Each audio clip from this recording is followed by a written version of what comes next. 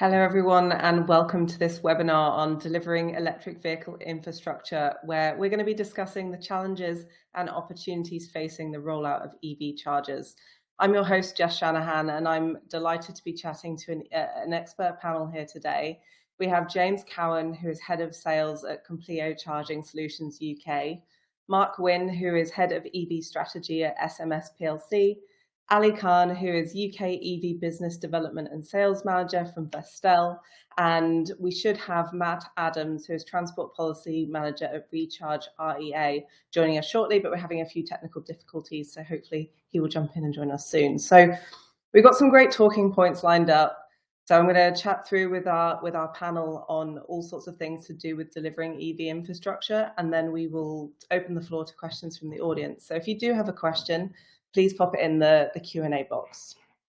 So let's dive straight in with some introductions from our panelists. And James, I'd like to start with you.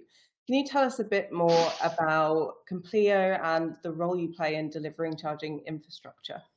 Yeah, absolutely. Good morning, Jess, and good morning, everybody joining today. Thanks very much for your time. So as Compleo, we're a German-based manufacturer of electric vehicle charging stations.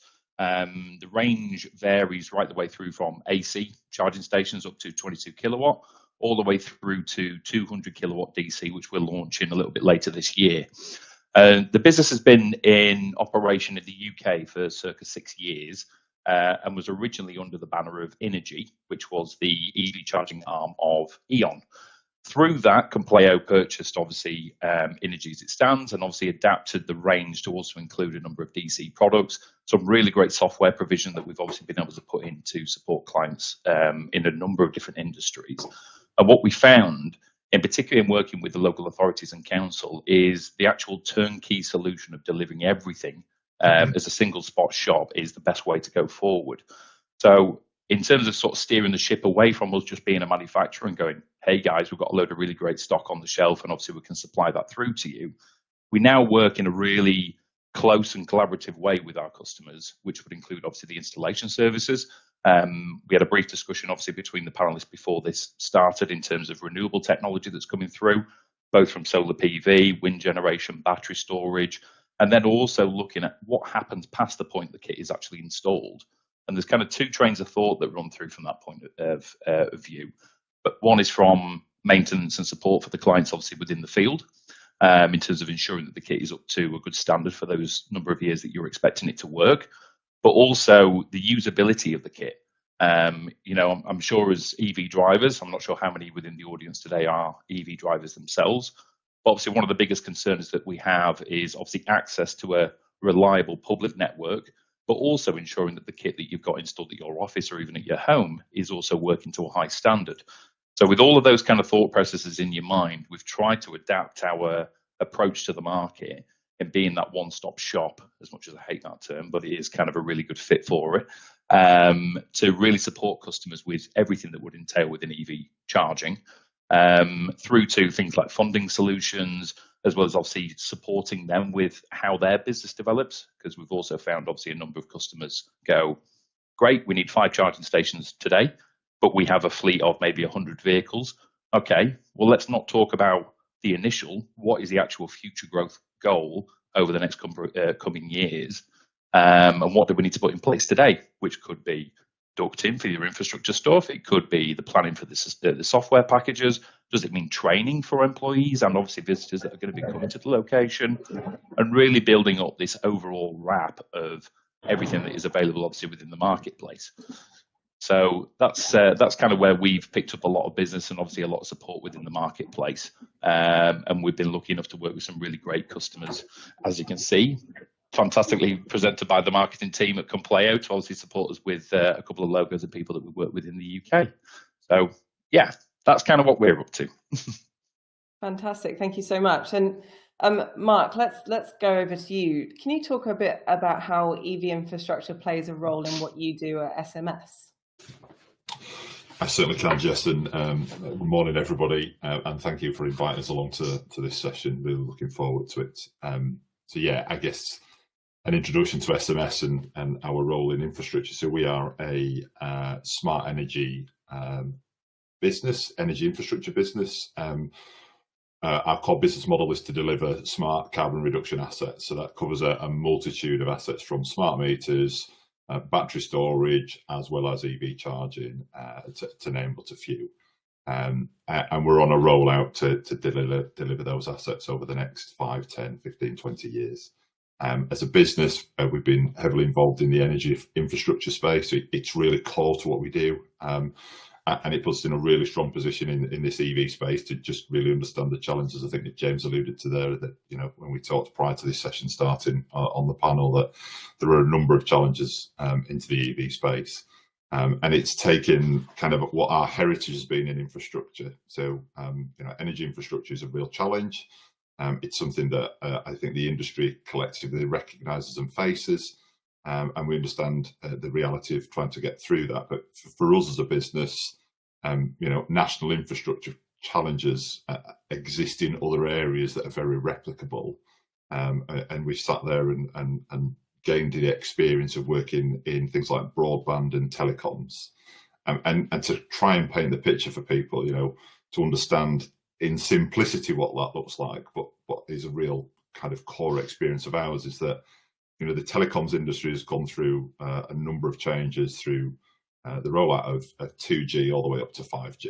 And in principle, the challenge is we need to locate a number of cell sites in order to transmit mobile signals to mobile phones as well as broadband. Locating those sites is one thing. Bringing power to those sites is the big thing. Being able to do that, being able to design, to understand low voltage, high voltage networks, where power is, when it's available, how long it might be before it's available, and designing that whole infrastructure piece, you know, is what SMS has done for over a decade.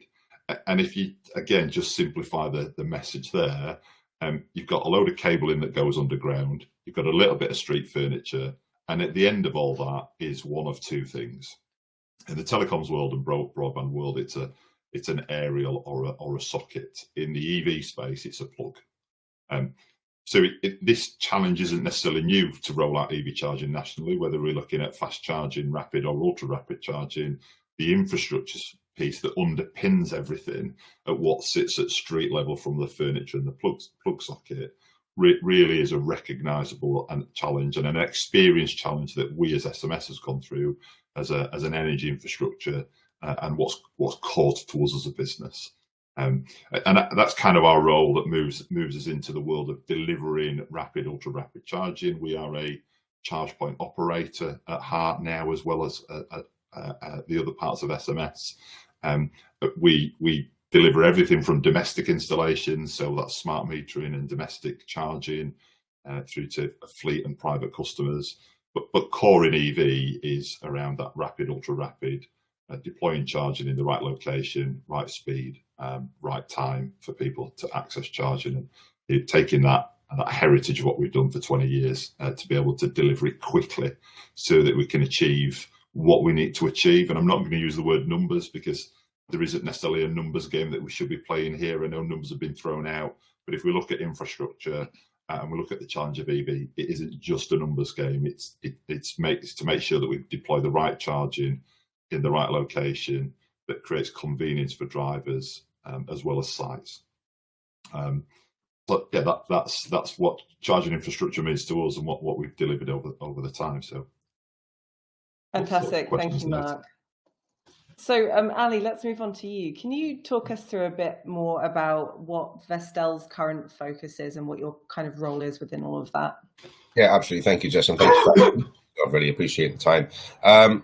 So from Vestel's perspective, we're a global electronics manufacturer based out of Turkey. So the idea has always been to kind of develop en masse on a global level. So originally we're more TV, so 1 in every 3 TVs sold in Europe was a Vestel TV, and what we've kind of prided ourselves on over the last decade or so is around white labeling as well. So we've got a lot of white label partners that allow us to make configurable units, put different brands on it, and help them on their journeys as well. So from a EVC manufacturing perspective, we had quite an organic transition. So obviously we make battery packs for e-bikes, consumer appliances for home.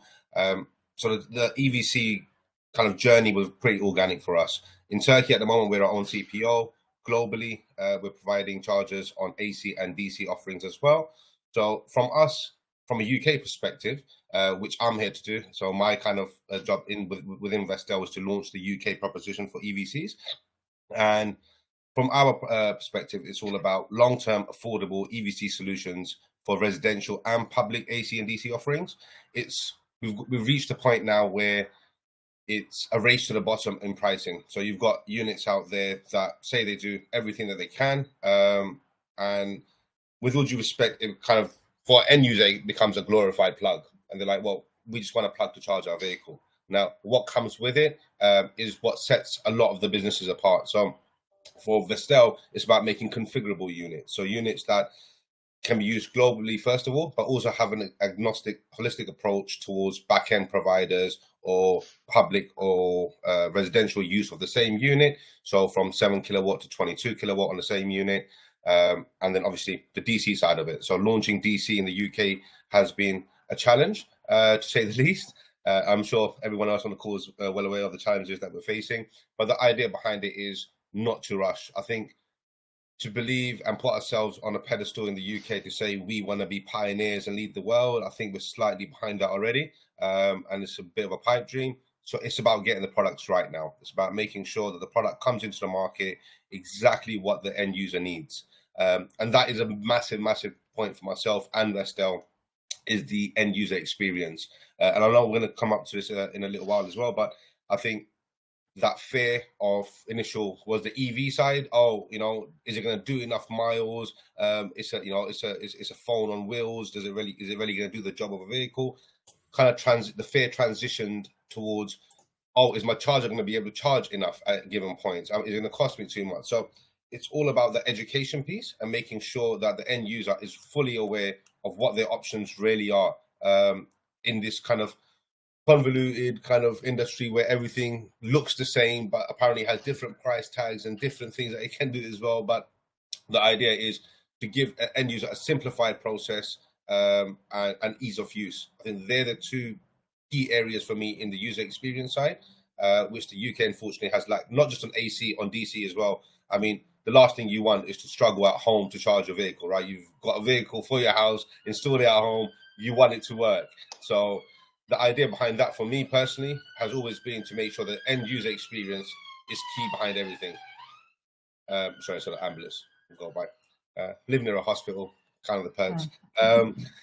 No, so the idea for us, again, the focus definitely is to make sure that we can provide the end user with what they need. With our partners, we're there to support them to make sure that they get what they need in these configurable units, complete flexible approach. But the key is end users for us, to make sure that they get what they want in a simplified way and it doesn't cost them, it doesn't break the bank either. Wonderful, thank you very much. And Mark, Matt, if we could come to you, are you able to explain briefly a bit more about your role and how policy impacts charging infrastructure?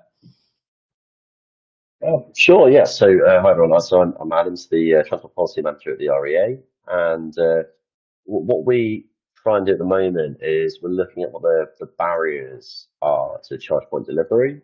We published a report on this a few months ago called Charging Forward to 2030, and it's very clear that really the main problem with getting charging infrastructure in the ground as quickly as possible is regulatory barriers, but the biggest problem is grid connections, of course, and there's no easy answer to solve grid connections, but what we try and do is think of a whole systems approach.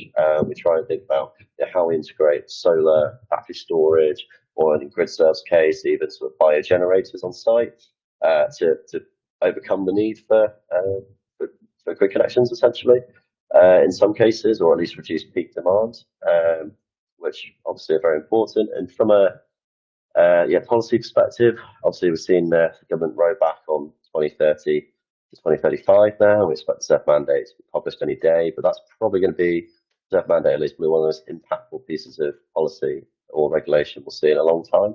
The sales targets they're introducing have been instrumental through the consultation period to moving manufacturers towards producing enough EVs, producing enough EVs to actually decarbonise our transport system. Wonderful. Thank And you very yeah, much. apologies, I'm spread quite thin today, so I'm just in the back of the taxis. I'm going to go to south of the river at the last minute for another meeting. So No worries, no worries.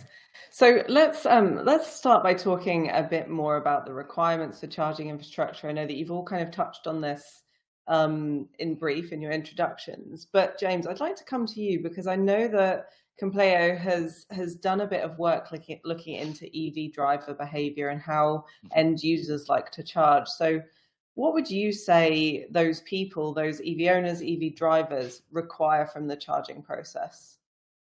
I think ultimately it boils down to simplicity, really. You know, we all want a simple access to charging stations and obviously have the reliability to back it up. And I think if we kind of roll that one layer back and look at how the charging stations are going to be implemented into that particular location, I think there are obviously from the CPO operator type point of view, it's ultimately down to obviously they are using it as a business model to generate new revenue, which means they can expand their business operations and obviously look at new sites. So inherently within that, the kit has to be reliable and the user has to have a simple access to be able to use those units. Now, one of the key examples we worked with was with Network Rail and APCOA. So we've got circa 700 AC charging stations installed there. The biggest site within that group is the Manchester Piccadilly train station car park, for example. There's 135 units installed in one car park. So from their point of view, their thinking was, let's just make this really easy. Let's put loads in there. Let's plan for the future. Let's do the power the right way. Let's build out this solution so that as drivers need to catch a train from that location, they can leave their car there for a number of hours, come back, it's charged up and it's easy. That was then accelerated through the partnership with APCOA that actually managed that car parking space itself. And you can pay for your parking and your charging at the same time. So you drive in, checks your registration plate, you rock up to charging station number 43, your credit card details are already in the app with APCOA, go. I've paid for X number of hours and my charging is going to be added onto the bill. That type of process in that world, I think, is absolutely imperative to hit. I think as we're doing a lot more work with the councils and local authorities, we're finding a lot of councils are changing over, for example, their bin lorries. Now, this kind of touches on charging as a service really in the wider world. If we don't get that van charged up fully overnight, that therefore means that there are thousands of bins out there that are not going to be collected, which then falls into obviously a complaints procedure. Obviously, from we may have had it at our own homes, your bin's not been collected. What do? Ring the council. What's happening? So it's that type of scenario as well. So it's either it's business imperative because it's obviously a cost generator for them, or it's a service that's being delivered into the marketplace. And ultimately, both point at the same thing from the driver's perspective of simplicity. And we've worked a lot with them to try and understand, in particular in fleets, how can we track, obviously, the energy that's going into those vehicles, super important, obviously, for cost allocations and taxation purposes, which can be done, obviously, via RFID cards, apps, QR codes, attaching the RFID card to the car keys or the van keys to obviously try and simplify that. But ultimately, I think it's, again, down to the education of it, which, as I kind of alluded to a little bit earlier, as we build this solution, it really is important that we do hand over to the people that are actually going to be using them. So we've developed a raft of troubleshooting videos and obviously videos of how to use the kit itself, which again, we can use the branding technology on the kit because we're quite nicely unbranded. So you can have it as obviously the council with some instructions, a QR code to the help videos, for example, possibly, and then one for the billing side. So it means even if it's a new starter and they are a bin lorry driver, they can arrive at the charging station and it tells you exactly what you need to do. I think that is a great way to start. I'm sure we've all tried it in the past with other operators where we arrive at a retail centre car park. There's a charging station somewhere here, so that's kind of a point as well. We seem to drive around for ages going, it says there's chargers here, but actually where are they? So signage is obviously important. It's another area that we go through with our installation partners to obviously ensure that's covered. And then when you arrive there, how do I actually do this? And I think certainly in the past, it's been quite unclear from the manufacturers of the kit, e.g. our world, but also the installers and the supporters of the kit in the field to ensure that journey is simple. We get it less now, I think, from customers sort of saying, the range anxiety side, and are they going to work, and is the public infrastructure up to it, and blah, blah, blah. We still know that it's late 80% of charging is done at home or at office locations. So that kind of thing works quite well. You know, personally, I'm doing around 20,000 miles a year. I have no problems with it. You know, I can travel up and down the country. It just takes that extra layer of planning. And I think it is as part of kind of the journey that we take customers through, just to think that little bit more while you're getting into the groove of actually what you do with EVs. I think that all builds up a really supported application of actually getting access to the charging stations. Brilliant. Thank you for that answer. And actually, you touched on local authorities here, and I think this is a really kind of key player in this market in delivering EV infrastructure. And I wondered, Matt, do you have kind of any insights on what local authorities are doing to kind of plan and put policies in place to better serve drivers?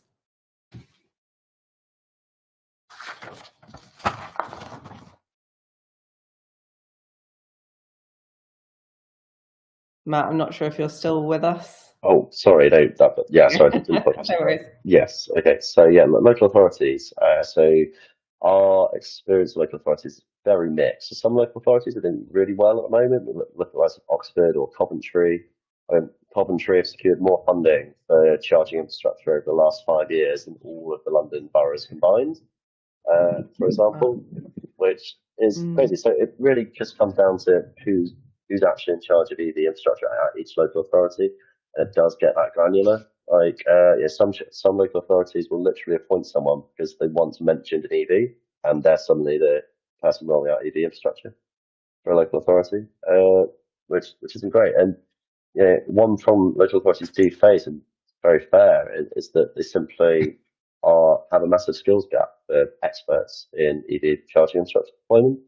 If we take the Midlands at the moment, they range in salary between 25 to 50 grand in terms of what their salary offer is for someone to come in and help with charging infrastructure. So that ranges from anyone becoming a graduate out of uni to someone with quite a few years experience. But those with quite a few years experience will generally be after a higher salary and will often stay there for 6 months, take the training, and then build private sector contacts, and then go out to the private sector after 6 months, and then the local authority has to start all over again with a new person, repeating the same process. So very difficult for local authorities to do as much as they probably want to do. Would probably be fair. Great, thank you. And Mark, I just kind of want to come back to you on this as well.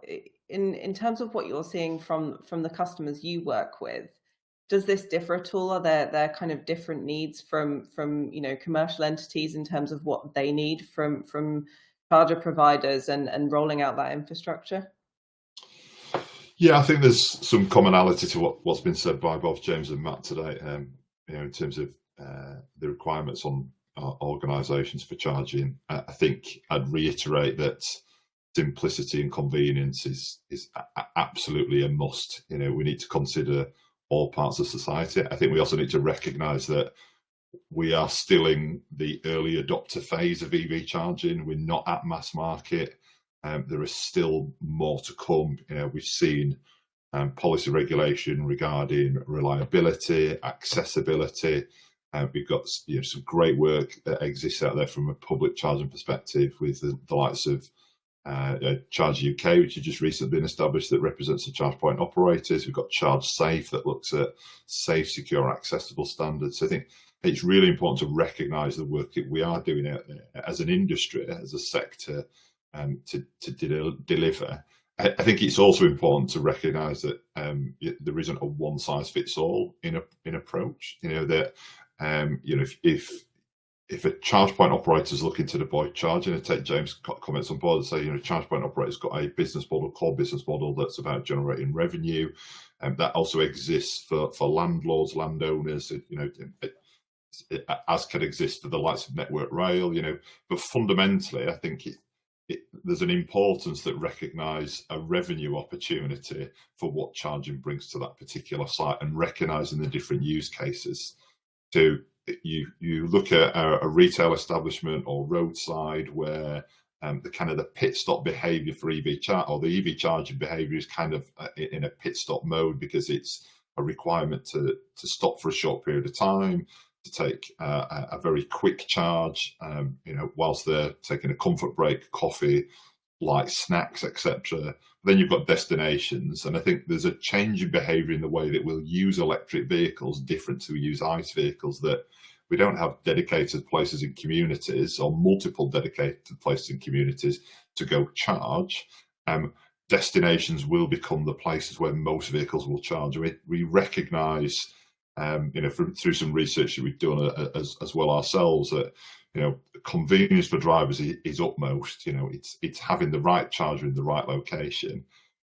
But I think what's really important is knowing that a vehicle spends most of its life, 90% of its life, sat stationary, and that's where we should be looking to plan charging, whether that's at home or at work or at destinations.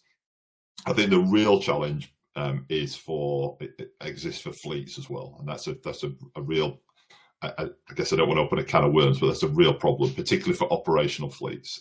And we exist in that space, as a business that's delivering the smart meter rollout program domestically to customers.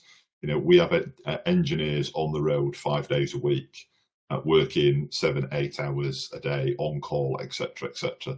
That's a massive challenge in what our technology currently looks like, from a vehicle to a charging, to the availability of charging, to allowing certain sectors of society potentially to be able to pre-book charging because of business needs. So there's, I don't want to get into the can of worms of the fleet industry, but I think we need to recognise that there are multiple challenges that we're all going to go through. But we also have to recognise where we are today is that sites and customers are providing charging for those early adopters and for the simple use cases, which is cars and small light commercial vehicles. As we transition and look at different road haulage, and we look at larger vehicles, and we look at different sectors of society and different demographics and different communities, we also have to recognise the simplicity and convenience that comes with that. And I think payments is one thing. Fundamentally, people just want the simplicity to pay. How do I access a charger? And having choice. So it isn't about saying, as a CPO, if you want to use our network, or we've got roaming networks available, this is the way that you use it. It's a subscription-based model, etc., etc. It's giving people the freedom of choice to be able to pay and make that journey simple. Because if we don't do that, when we start getting to the at-scale mode, and we start kind of in the world of those people that are a little bit anti-EV, before we get to those real anti-EV people, we'll reinforce the behaviours and the beliefs that the technology isn't fit for purpose. So I think it's really important when we start to look at working with customers and look at those sites and those locations where we're deploying charging, that the charging that's deployed matches the use case. If you're staying overnight in a hotel, you want fast charging, nice and cheap, nice and slow.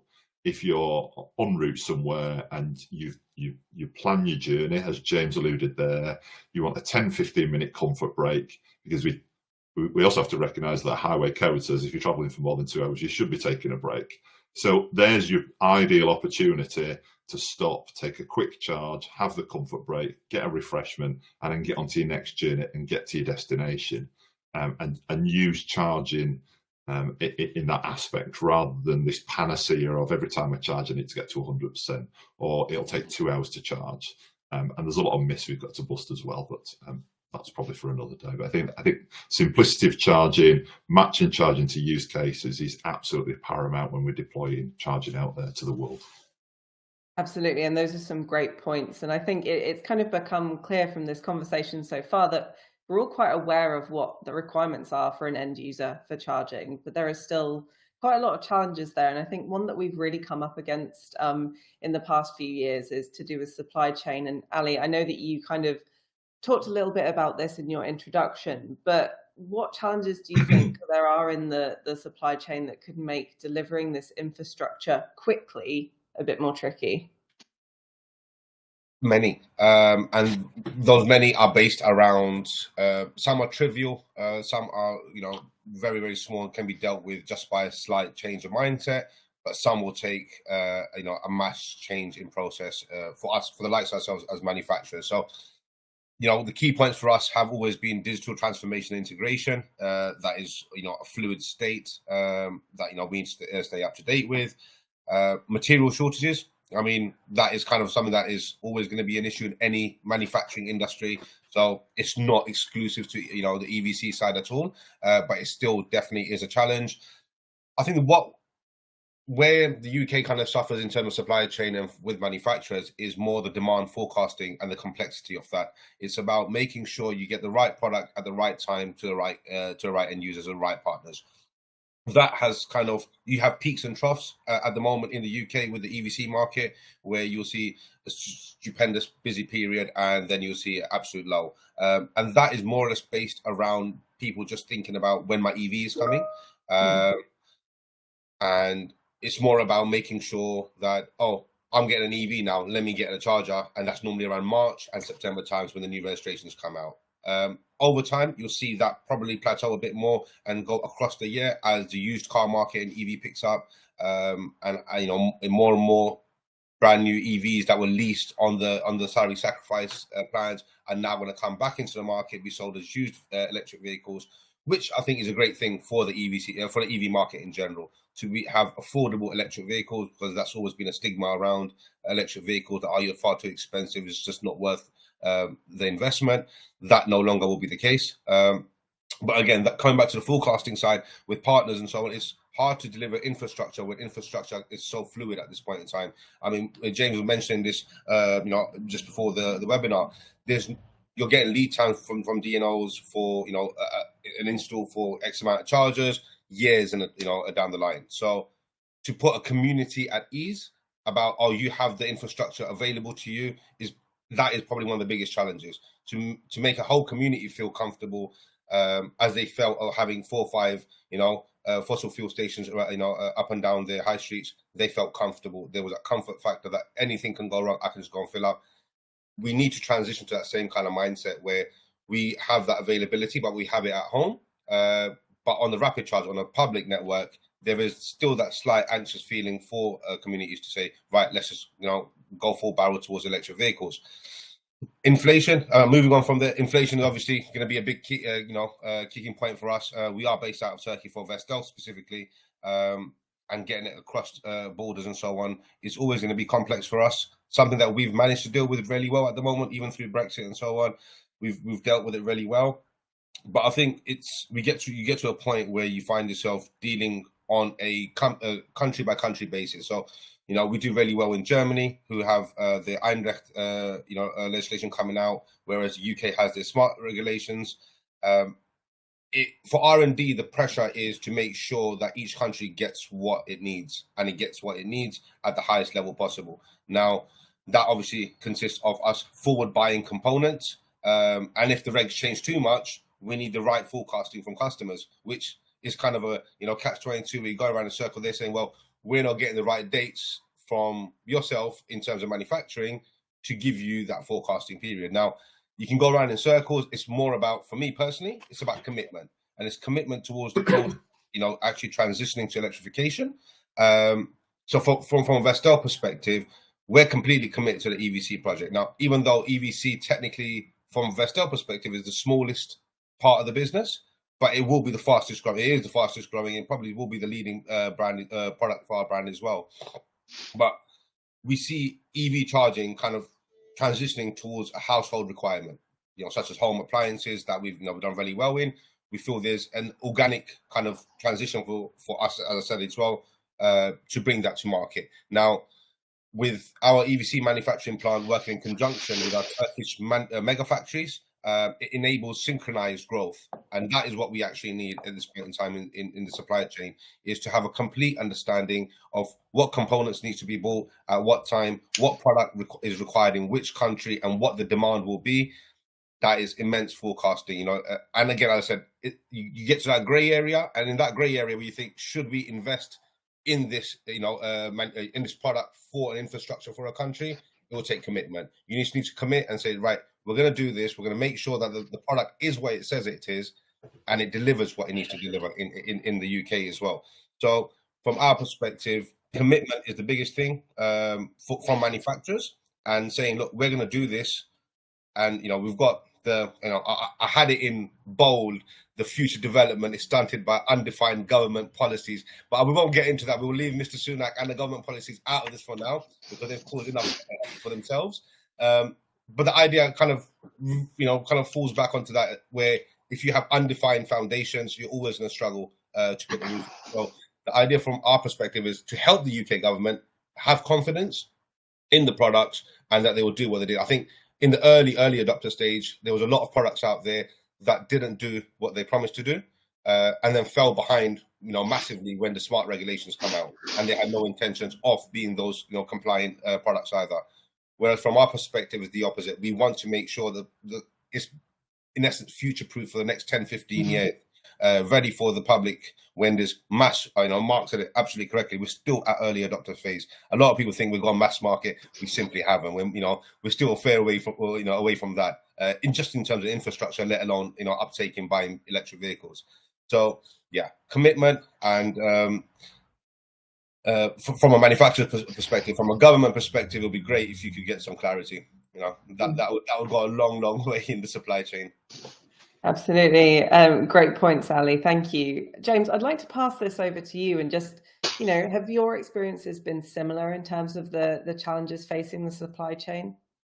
I think the challenge that we've experienced within the supply chain is, if we look at the sort of the total approach, the holistic approach of it all, is actually getting the kit in the ground, to be honest. Once we get to the point where we have, dealt with customers, worked with them, and got them through to the point where we're ready to do applications to increase power supplies at that particular location, so through the DNOs, the district network operators, that application process is horrendous, and there is no real guideline in terms of times that you can be working to, which inherently is going to have a massive effect on the rest of the supply chain for that customer, because it not only affects obviously the vehicles that they're going to be purchasing, because if all of a sudden the charging infrastructure isn't ready for when we were thinking, let's say 3-4 months, it's now going to be 12 to 18 months. Well, why are we buying the vehicles now? And then you've kind of got this constant sliding scale of, well, when is the best time to be placing orders for the vehicles? So again, the way that we work it is very much try to get everything set up with clear guidelines and timelines to get the kit installed, and then work with them to support obviously the vehicle supply, as well as obviously all the rest of the other good stuff that I mentioned previously of actually using the kit. Now, so that's kind of one element. The other piece is absolutely regulation. Ali's covered quite a bit from that side, but the regulations that are floating around from government generally, we'll get a notification and say you have to be compliant within this in the next few months. Really, is kind of the timelines that you're generally working with. It's just not feasible. Some of these things are physical changes to a product, which if you're running the factory, you can't work to those kind of timelines.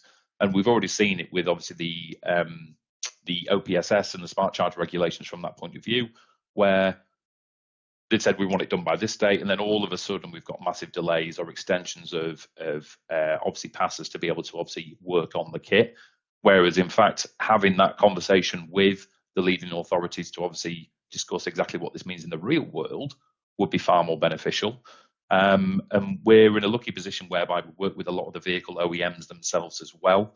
The new technology coming from the actual manufacturers of the vehicles, so things like vehicle to grid charging, the ISO 15118 plug and charge protocols, a lot of that we're working directly with the manufacturers to ensure that we are compliant with that technology as and when it becomes available, which then in turn makes it a lot easier to obviously support those vehicles and get around things like payments.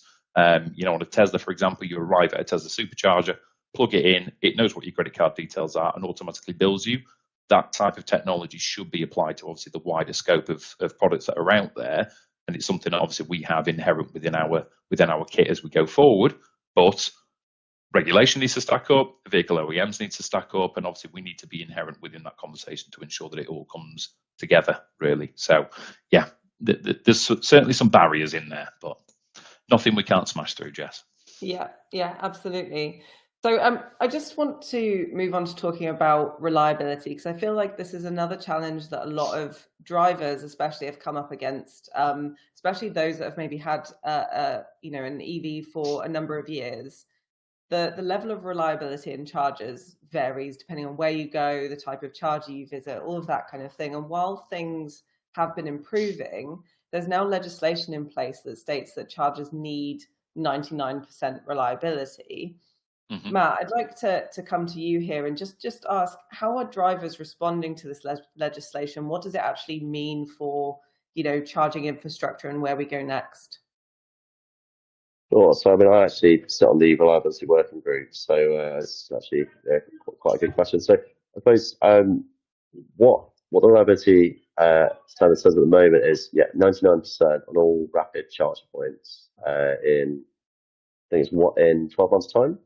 That is perfectly deliverable. Most CPOs are on board with that, but we're currently working through what the exemptions might be to that. So there are things like, if a charge point is vandalized or driven over by accident, is that the CPO's fault, for example? Obviously not. But these are the sort of things we're trying to push through at the moment to make sure that CPOs aren't unfairly penalised.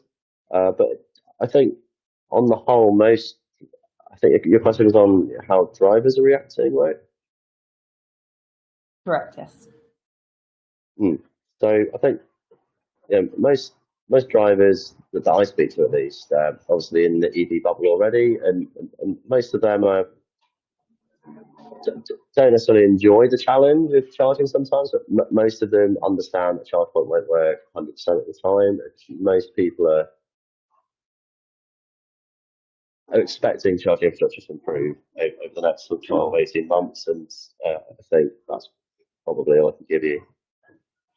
Yeah, no, that's great. Thank you. And James, from your point of view, how is this affecting what you do and your customers as well? Yeah, I think we're going to end up with failures, aren't we, in the field? Kit is going to break, people are going to smash into it, cables are going to get stuck and all that type of thing. And I think the approach that we've taken is from the serviceability of the kit is key. So, for example, within the work that Mark does, he's got engineers around that general area constantly running up and down to ensure that if something does go wrong, it's going to, that they are prepared and ready to actually fix whatever the situation may be on site. So, for example, within our AC equipment, it's built over two components. Generally, it's the front bit that is going to go wrong because of power issue or the SIM cards come unlodged or whatever. That can be changed around in 20 minutes. So in real high pressure type environments, it means that the actual service that we're talking about is how quickly can we get a team to you, Mr. Customer, to get that back up and working. And that spreads right the way through to our DC equipment in terms of it being modular and having access to standardized parts, and building up that kind of supply chain and support network that we can put behind the customer's expectations of reliability. Obviously, we're going to be working to the highest grade of products that we can to ensure that the kit actually going out in the field is as best as it possibly can be, but there are going to be issues. And I think it's more down to planning with the customer and looking at kind of those gaps in the marketplace of what does it mean actually if your charging station is down for 12 hours versus 24 hours, or even if we get it fixed in half an hour. What is the kind of the benefits there, and how imperative is this? And again, it comes to the planning of working with them in terms of, well, let's expand on the numbers of units that maybe you've got for a bit of a drop off, and obviously reliance within that figure, and then obviously support customers from that point forward. As we do a lot of the funding applications as well, so projects can be fully funded via us. Within that as well, it has to be supported obviously with a true maintenance and uptime scheme in the background, so that again the customers have got access to it, revenue is being generated, and everything is working very much in that side. So yeah, we're very key on the partnerships in terms of how can we actually deliver the right service to the customers to ensure that we're hitting the reliability figures as closely as possible. That's kind of the approach that we take. Great, thank you. And Mark, I'd just love to hear kind of your point of view on these challenges that we've touched on with supply chain reliability, and also potentially even kind of energy and the demand for that. what would you say are the big challenges that your customers have been facing, but also what are the solutions?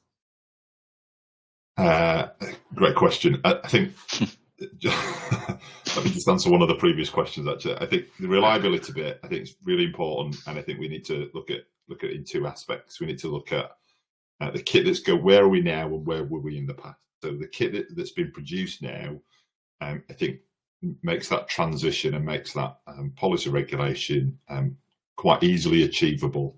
If I can be brave enough to say that, I think we've got some legacy equipment that presents a real challenge to CPOs in terms of its reliability and maintenance. So some of them are just don't have the right maintenance schedules in place. We've got that legacy there.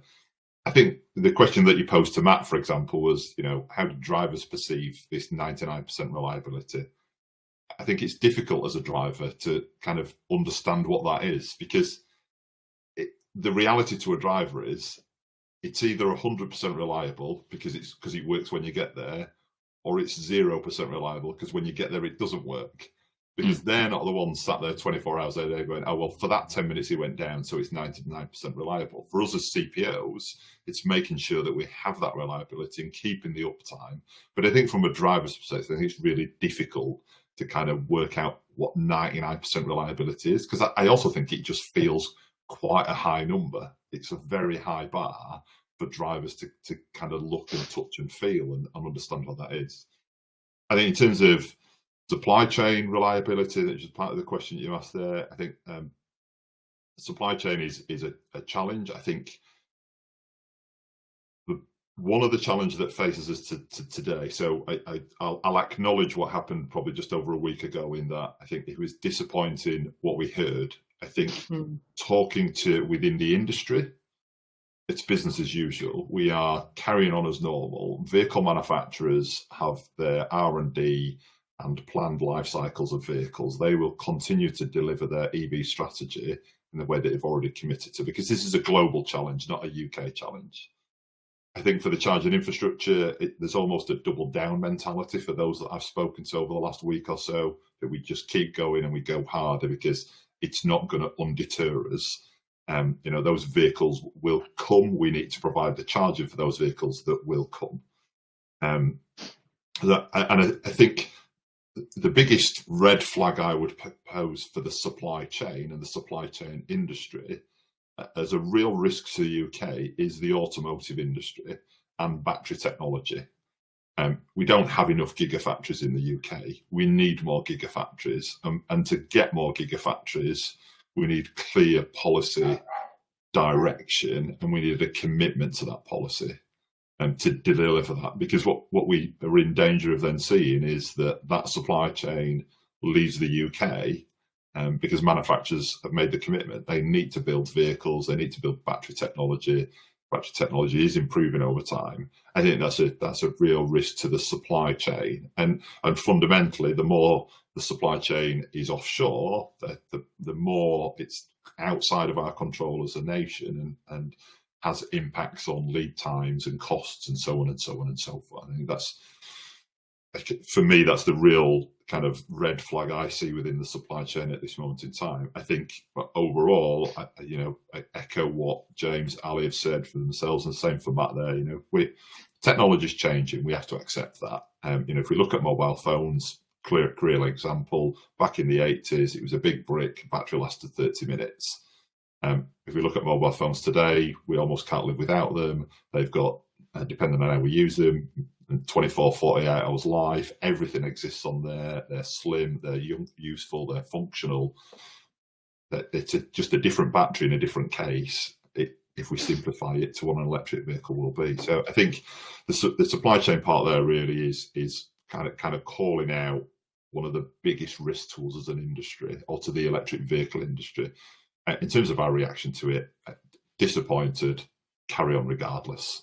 It's kind of what we see there. So hopefully that answers the question, or it was an answer to a question that I think is important to address for the audience today as well.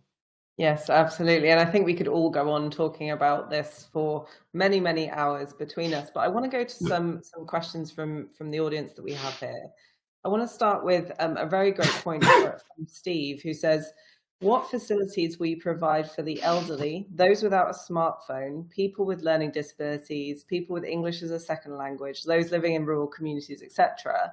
Because all of our talk so far has been directed at commuters or commercial activities. I'd like to open this up to all of you. I don't know who wants to kind of start on this, but it's a very good point about, how do we serve those people as well? Mm-hmm. Yeah, if I can jump in on this one, I think just to kick things off. I mean, in terms of accessing the charging stations themselves, there is legislation coming forward to obviously include credit card contactless terminals on the front of the charger if it's a public access one. So that should simplify that process. Where we found a lot of success as well is obviously through our German business as a European charging manufacturer. On the continent, there's a lot more roaming capability within the charging network itself, which can be done either via kind of a subscription service that you would sign up to that gives you X number of miles within that month. You pay that amount. It's a single card access that that person can obviously keep in their wallet, or they can use an app if obviously it's if they've got access to that. And that should also simplify that journey for them quite a bit as well, because it means not downloading multiple apps, setting up multiple accounts, whatever else might be obviously entailed within from that side. In terms of languages and disabilities, we've done a lot of work in terms of the height standard available for the charging stations that are actually being installed. On our DC kit, in particular on the 200 kilowatt that's coming out later in the year, the cable itself is heavy. It has to be to obviously transfer that amount of power. And the way that we've done it is it's on a cable sort of retracted system. So it makes the cable actually a lot lighter and much more accessible for obviously drivers with disabilities. In addition to, there's a screen on the front. So from a language perspective, select the language that is most suitable for you. And these are all the things that obviously that unit is intended to be going into the public space generally. So how do we make it as accessible and usable by the people from that side? People in rural communities is a really great one. There's a lot of local authorities that I'm sure that are on here that have got fantastic open areas that people want to obviously go and travel to, and the whole tourism side.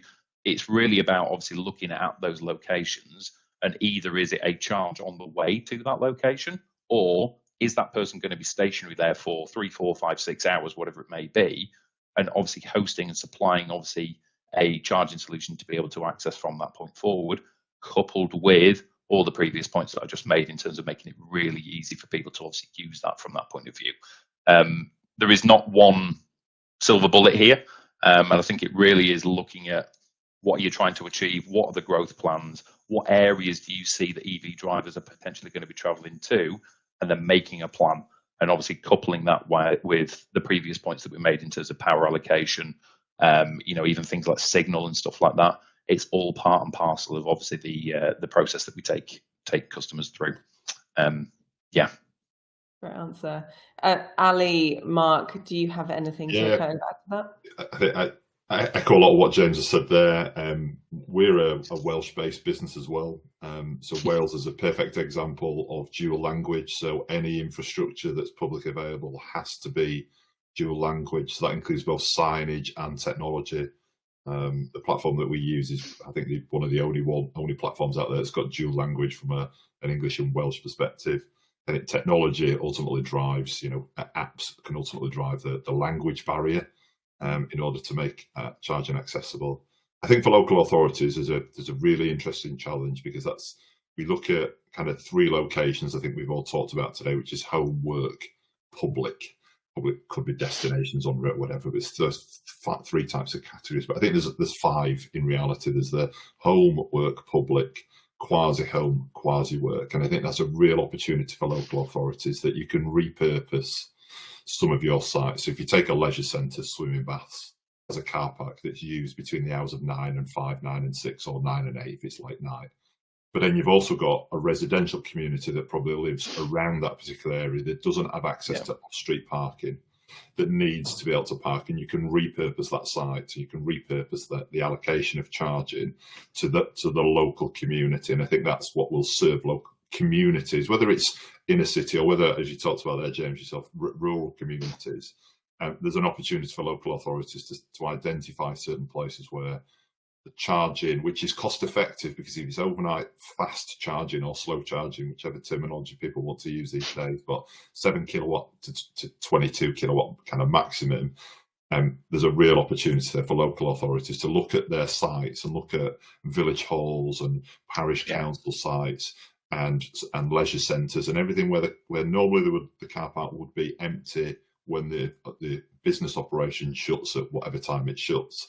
That they can open that up to the local community who doesn't have off-street parking and make it accessible for those guys there. So I think that's a massive kind of opportunity for local authorities and car park owners. You know, there could be private sector car park owners that can still do exactly the same thing. You can open it up to the local community, because you can't park, and I won't name the brand name, but you can't park a certain last mile delivery van outside at home at street and charge it. Some areas you've got lamppost charging, but more often than not, there's a car park that's normally sat from 11 o'clock at night till 5 in the morning, where you can put a load of vehicles and use existing infrastructure there to charge. Great answer, thank you. I just want to, just so we can get a couple more questions in from the audience. Ali, perhaps this is one for you. Would you say more suppliers are moving towards contactless for obviously the ease of public use? Rachel asked, you know, is this now preferable that more of these charge points are, you know, able to be used with contactless? Absolutely. So anything above, I think, 8 kilowatt now will, on a public setting, will require a contactless charge payment solution regardless. So yes, that will simplify, as James and I've mentioned as well. It's more about making sure that the infrastructure is delivered in a sound and usable way.